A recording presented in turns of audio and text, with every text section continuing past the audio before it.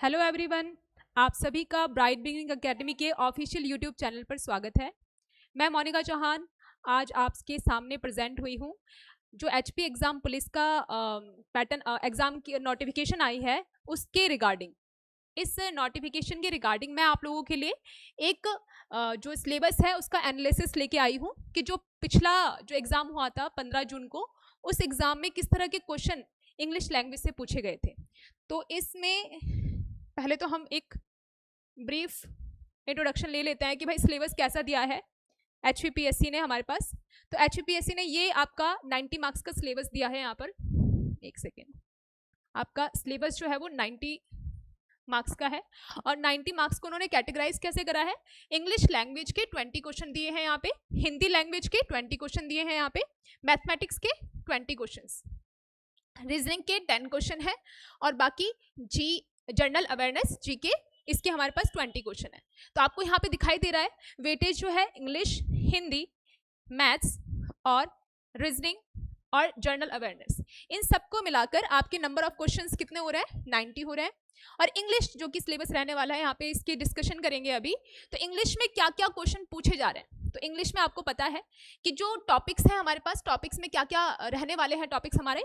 तो पहला टॉपिक जो है वो टेंस है ना। दूसरा टॉपिक कौन सा है, नरेशन, डायरेक्ट और इनडायरेक्ट स्पीच बोलेंगे इसको, और वॉइस में आपके पास एक्टिव वॉइस और पैसिव वॉइस।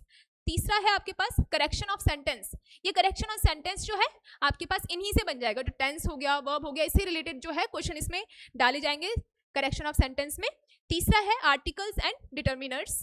चौथा है पार्ट्स ऑफ स्पीच। आपको पता है 8 पार्ट्स ऑफ स्पीच है, इन 8 पार्ट्स ऑफ स्पीच में से क्वेश्चन बने हुए हैं हमारे पास। तो जो मैंने आपके लिए स्लाइड्स लाई है उसमें जो हमारा एग्जाम हुआ था 15 जून को, उस एग्जाम में क्या क्वेश्चन, किस टॉपिक से कितने क्वेश्चन पूछे गए हैं, ये ओवरव्यू दिया है, यहाँ पे एनालिसिस बनाया है हमारी टीम ने।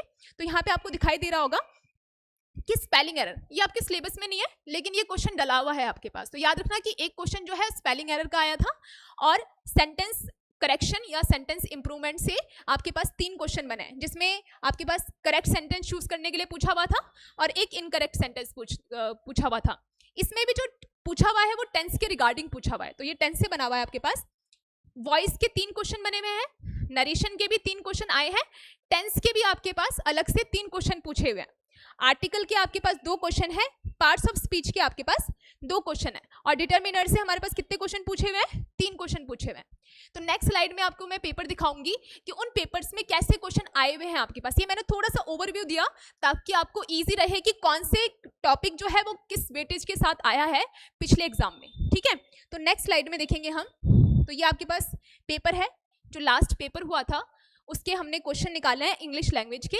तो देख लेंगे आपके कैसे कैसे क्वेश्चन पूछे हुए हैं। तो क्वेश्चन नंबर 71 में आपको यहाँ पे दिया हुआ है, you should not dash the words, है ना।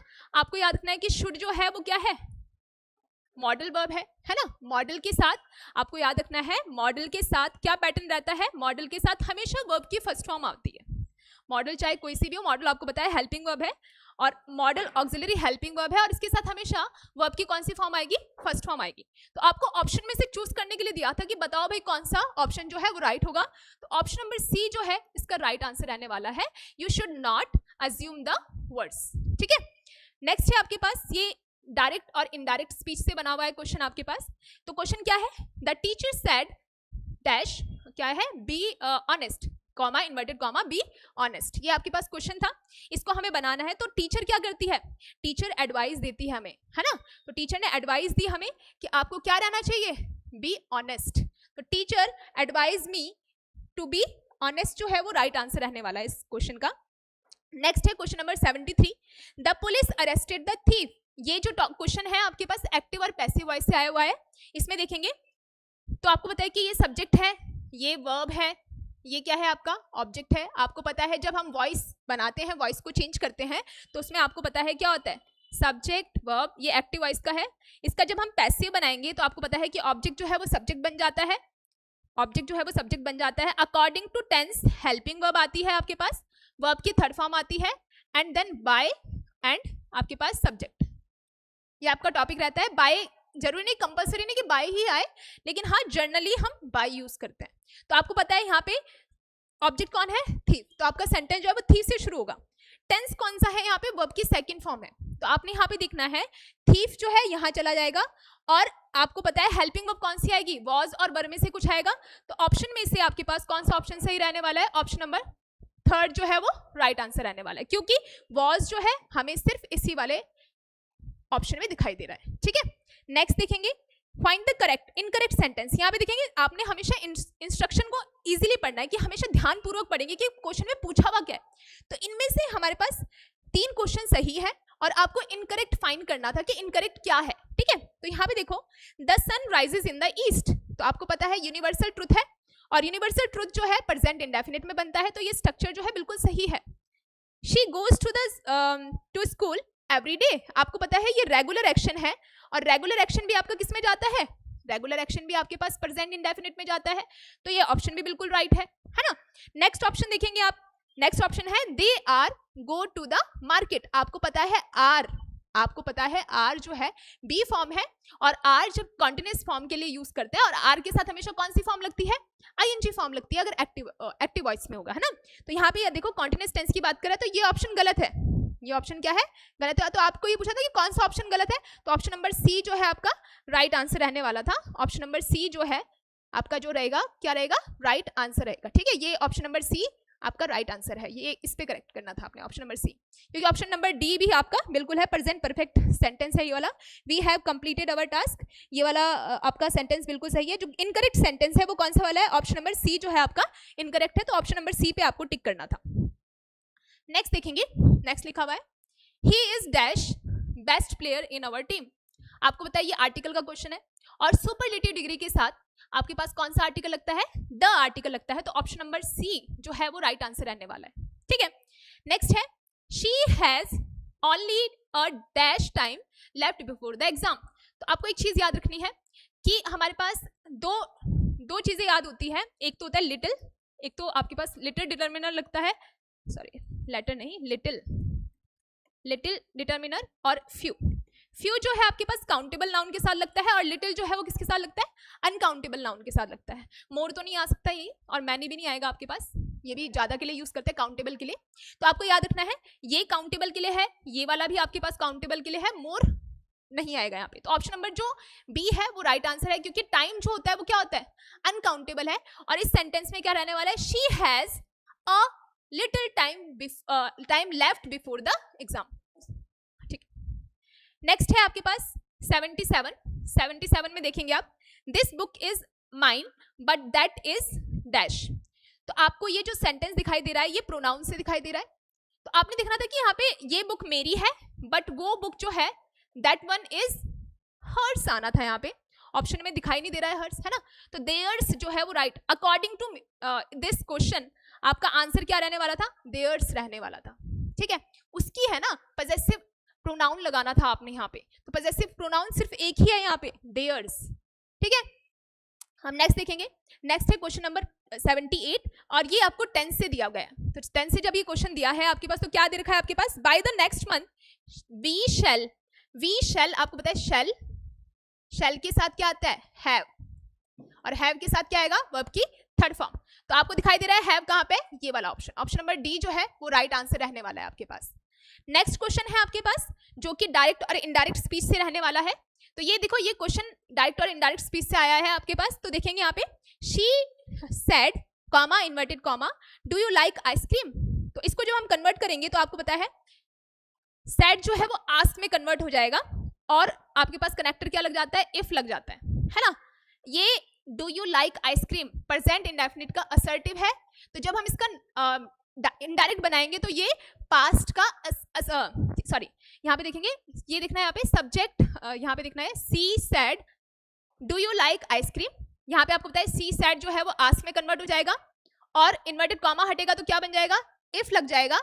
ये आपके पास प्रेजेंट इंडेफिनिट का इंटेरोगेटिव है, जब हम इसको कन्वर्ट करेंगे तो पास्ट इंडेफिनिट के असर्टिव में चला जाएगा। ठीक है, मतलब कि वर्ब की सेकंड फॉर्म आएगी, तो आपके पास ऑप्शन क्या हो जाएगा, यू जो है अकॉर्डिंग टू ऑब्जेक्ट चेंज होता है, तो यहाँ पे आई, और पास्ट का असर्टिव मतलब कि लाइक्ड आइसक्रीम, ऑप्शन नंबर जो बी है वो राइट आंसर रहने वाला है आपके पास, ना ये वाला होगा, ना ही ये वाला, और ना ही पहले वाला, ऑप्शन नंबर बी जो है वो राइट आंसर रहने वाला है। ठीक है, नेक्स्ट देखेंगे यहाँ पे, नेक्स्ट देखेंगे, नेक्स्ट यहाँ देखेंगे नेक्स्ट में आपने देखा ही सेड, ये भी आपके पास डायरेक्ट और इनडायरेक्ट स्पीच से क्वेश्चन आया हुआ है।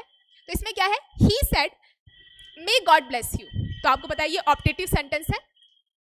अब आपको पता है मे जो है प्रे या विश के लिए यूज करते हैं, तो आपको यहाँ रखना है कि he prayed that God might bless मी।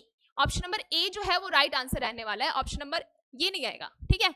ये कुड कहां से आ गया, मे जो है वो माइट में कन्वर्ट हो जाएगा, ऑप्शन नंबर किस में आ जाएगा आपका, ऑप्शन नंबर ए जो है वो राइट आंसर होगा। नेक्स्ट है open the door, open the door का एक्टिव से पैसिव बनाना है आपने, तो ये बन जाएगा let the door be open, option number जो है बी राइट आंसर होगा। नेक्स्ट है आपके पास she must complete this work by Monday, या ये भी आपका एक्टिव और पैसिव से आया हुआ है। इसमें भी देखो यहाँ पे क्या बनेगा, ये सब्जेक्ट है शी, मस्ट कंप्लीट, मस्ट आपके पास हेल्पिंग वर्ब हो गया मॉडल, और कंप्लीट जो है वो क्या आ गया, वर्ब हो गया। दिस वर्क जो है वो क्या है आपका ऑब्जेक्ट है, और बाय मंडे जो है एक्स्ट्रा आ गया, ठीक है। तो दिस वर्क आ जाएगा आपके पास सब्जेक्ट में, this work must be completed by her by Monday, option number A जो है राइट आंसर रहने वाला है, ठीक है।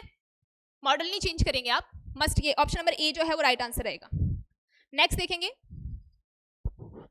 इसमें भी आपके पास इनकरेक्ट सेंटेंस पूछा हुआ है कि बताओ ये चार ऑप्शन में से कौन सा इनकरेक्ट है, ठीक है।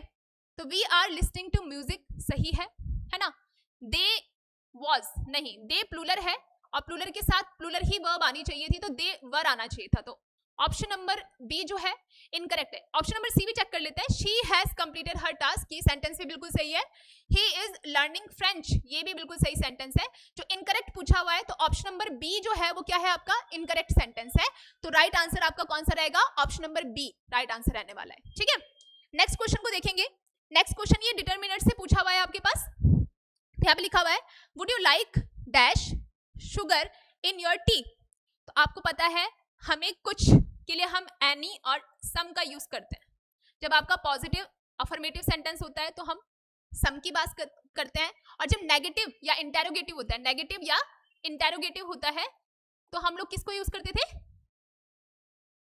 एनी को यूज करते थे, कुछ के लिए यूज करते थे, इसका हिंदी मतलब कुछ होता है ना, ये डिटर्मिनर है आपके पास। लेकिन इसमें भी एक्सेप्शन केस क्या था कि अगर आप रिक्वेस्ट कर रहे हो किसी को, है ना, प्यार से कुछ पूछ रहे हो, तो उस टाइम पे हम लोग एनी ना यूज करके उसकी जगह पे क्या यूज करते थे, सम यूज करते थे। तो इसका जो राइट आंसर होगा वो कौन सा होगा, option number A right answer रहने वाला है, ठीक है। नेक्स्ट है आपके पास they dash a new car last week, मैंने आपको बताया ये टेंस से आप पूछा हुआ है, और लास्ट के साथ टाइम मतलब कि पास्ट इंडेफिनिट की बात करता है, तो पास्ट इंडेफिनिट में क्या आते हैं, वर्ब की सेकंड फॉर्म आती है। तो आप अपने ऑप्शन में चेक करेंगे कि वर्ब की सेकंड फॉर्म कहाँ पे है, तो वर्ब की सेकंड फॉर्म कहाँ पे है, ऑप्शन नंबर सी में दी हुई है, तो राइट आंसर क्या रहने वाला है आपका, option number C. English language को आपने इजीली पढ़ना है, हर क्वेश्चन में कुछ ना कुछ हिंट दी रहेगी जो आपके ऑप्शन से मैच करती होगी, आपने उस हिंट को ढूंढना है, वो क्लू ढूंढना है आपने कि कहाँ पे है वो मेरे क्वेश्चन में, ठीक है। नेक्स्ट देखेंगे आप, क्वेश्चन नंबर 86 है, दिस इज डैश, आपके पास फिलर दिया हुआ है, फिर बुक, आपको याद रखना है स्लोली, ये नहीं हो सकता। यहाँ पे आपको पता है कि ये आर्टिकल जो है एन, ये बुक के लिए तो लगा है, लेकिन इसमें यहाँ पे एक वर्ड आना चाहिए जिसके लिए हम ये साउंड लेके एन आएगा, है ना। आपको पता है नाउन होगा तभी आर्टिकल आएगा, लेकिन बुक के लिए नहीं लगा हुआ, यहाँ पे कुछ वर्ड आएगा उसके लिए आएगा, तो यहाँ पे याद रखना आपके पास कौन सा आना चाहिए, ऑप्शन नंबर ए जो है राइट आंसर है। ये एडजेक्टिव है interesting, an interesting book, option number A right answer रहेगा। नेक्स्ट क्वेश्चन है from the chosen given choice given below pick up the correct one to complete the following sentence, इस sentence को कंप्लीट करना है। तो सेंटेंस क्या है आपके पास, would you like to inform, we would like to inform you, हम आपको बताना चाहते हैं, इन्फॉर्म करना चाहते हैं कि आप सिलेक्ट हो गए हैं, आप सिलेक्ट हो गए हैं, that you have been selected for the job, आपका जो है चुनाव हो चुका है, सिलेक्ट हो चुके हैं आप जॉब के लिए, तो यही ऑप्शन नंबर ए ही राइट आंसर है आपके पास, ठीक है।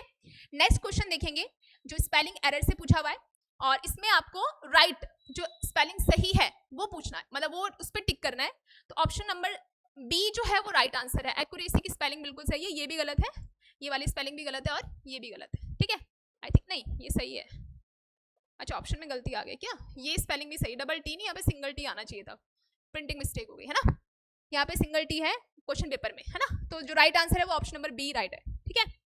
अब देखो यहाँ पे pick out the correct among the following. ठीक है, यहाँ पे देखो इसमें करेक्ट सेंटेंस पूछा हुआ है कि भाई करेक्ट सेंटेंस जो है वो क्या होगा।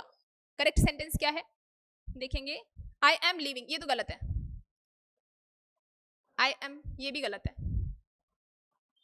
आई have been living here since 10 year. आपको पता है कि जब आपके पास पीरियड ऑफ टाइम दिया रहेगा तो पीरियड ऑफ टाइम के साथ क्या आता है, 4 लगता है। ठीक है, I have been live here for 10 years. Option number A जो है वो राइट आंसर है। ऑप्शन नंबर ए जो है वो क्या रहने वाला है, राइट आंसर रहने वाला है। ऑप्शन नंबर तीनों ए बी सी तीनों ही गलत है। ठीक है, पीरियड ऑफ टाइम और point of time perfect, present perfect मतलब परफेक्ट और परफेक्ट कॉन्टिन्यूस दोनों के साथ चलता है। आपने कॉन्टिन्यूस के साथ ही नहीं याद करना, कि ऐसे नहीं याद करना है कि परफेक्ट कॉन्टिन्यूस के साथ ही आएगा। परफेक्ट और परफेक्ट कॉन्टिन्यूस दोनों के साथ आपको टाइम दिया रहता है, पॉइंट ऑफ टाइम और पीरियड ऑफ टाइम। ठीक है, नेक्स्ट जो लास्ट क्वेश्चन है हमारे पास, लास्ट क्वेश्चन है फिल इन द ब्लैंक्स। इसमें आपको आर्टिकल फिल करना है, तो है rising prices are dash universal phenomena. जो प्राइस राइज होते हैं ये एक यूनिवर्सल फिनोमिना है, यूनिवर्सल फिनोमिना है। यहाँ पे साउंड क्या आ रही है, य की साउंड आ रही है, तो आर्टिकल कौन सा आएगा, अ आर्टिकल आएगा। आपको पता है कॉन्सोनेंट की साउंड है, तो आर्टिकल कौन सा आएगा, अ आर्टिकल आएगा। ठीक है, और लास्ट ये आपने क्वेश्चन का पैटर्न देखा, मैंने आपको यहाँ पे क्वेश्चन दिखाए हैं, 20 क्वेश्चन है और आपने पैटर्न देखा कि किस तरह के क्वेश्चन जो है एग्जाम में पूछे हुए हैं। तो आपको दिखाई दे रहा होगा कि क्वेश्चन का लेवल जो है वो बहुत बेसिक है, आपको बेसिक अंडरस्टैंडिंग होनी चाहिए इन क्वेश्चन को करने के लिए, है ना। आप आराम से 18 to 90 या 20 में से 20 क्वेश्चन जो है वो अटेम्प्ट कर सकते हैं, है ना। क्वेश्चन बहुत इजी पूछा हुआ है, सेम ऐसे ही पैटर्न जो है वो हिंदी लैंग्वेज का भी रहा होगा और मैथ्स का भी ऐसा ही पैटर्न रहा है। ठीक है, तो अगर आप बेसिक और अच्छे से तैयारी करेंगे तो ये आपके लिए बेनिफिशियल रहेगा कि आपको कैसे अपने आगे आने वाला जो नेक्स्ट एग्जाम पुलिस करवाए, जो आपके एग्जाम होगा पुलिस का, उसमें भी ऐसा ही पैटर्न या इससे अच्छा लेवल रहने वाला है। तो आप हमारे साथ मिलकर इसकी तैयारी कर सकते हैं। आपको हमारी एकेडमी के द्वारा ऑनलाइन और ऑफलाइन बैचेस प्रोवाइड किए जाएंगे, जिसमें आपको आपके जो बेसिक डाउट है या फिर किसी भी टॉपिक, किसी भी सब्जेक्ट या टॉपिक से रिलेटेड जो भी डाउट रहता है, आप अपना डाउट हमारे साथ साझा कर सकते हैं। हम आपके डाउट को क्लियर करने की कोशिश करेंगे और आप सभी के लिए हमारी एकेडमी ऑनलाइन और ऑफलाइन पुलिस के लिए एक बैच लेके आ रही है, जो कि आपको जल्द से जल्द यहाँ पे दिखाई देगा और रेगुलर क्लासेस जो है वो रहने वाली है उनकी। आज के लिए फिर इतना थैंक यू है, थैंक यू। और आप ज़्यादा से ज़्यादा इस वीडियो को शेयर करेंगे और ज़्यादा से ज़्यादा इस वीडियो को उन बच्चों तक पहुँचाएंगे जिनको ज़रूरत है, जिनको इंग्लिश लैंग्वेज से डर लगता है या फिजिक्स जो आपका मैथ्स सब्जेक्ट है उससे डर लगता है, ताकि उनकी हेल्प हो सके। Thank you so much.